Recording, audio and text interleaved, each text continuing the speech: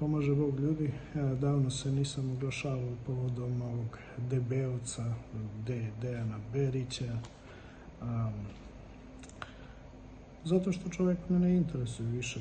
Sve je o njemu kazano i dokazano, ali isplivala je jedan novi moment i zahvaljujući mojoj braći iz Republici Srpskoj, sve je to brzo otkriveno. Nećete da verujete da čovjek, ja ne znam više u kom svetu živi ili čime se on to, kakve tablete pije, ja ne znam. Znači, o čemu se radi? Posle razotkrivanja da nikada nije ratovao na Košare, da nikada nije bio pripadnik 72. specijalne jurišne brigade, da nije ratovao ni u Slavijansku, ni u Kramatorsku, ni na Donjeckom aerodromu. Sada je našao da priča da je on ratovao u Srebrenici. Po вопросу этнических чистки, вот я был у Сребреницы. Вот я был у Сребреницы. Вот я был у Сребреницы. Вот я был у Сребреницы.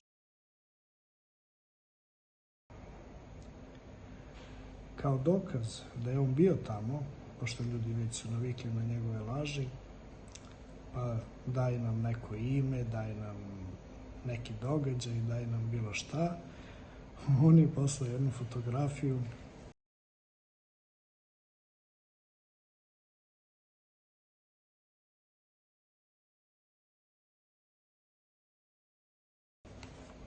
mislim smiješno, ali žalosno, jer koristi se tuđim identitetom.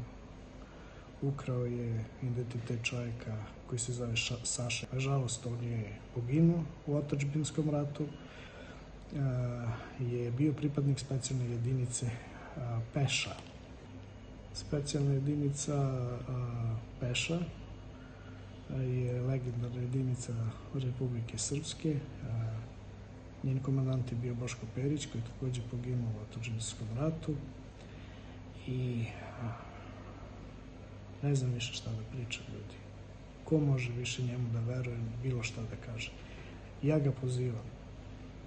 Debeovac, Dejane Beriću, demantuj me, ako možeš.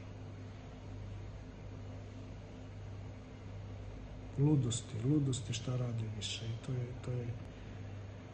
Ali uskoro će svemu tome biti kraj.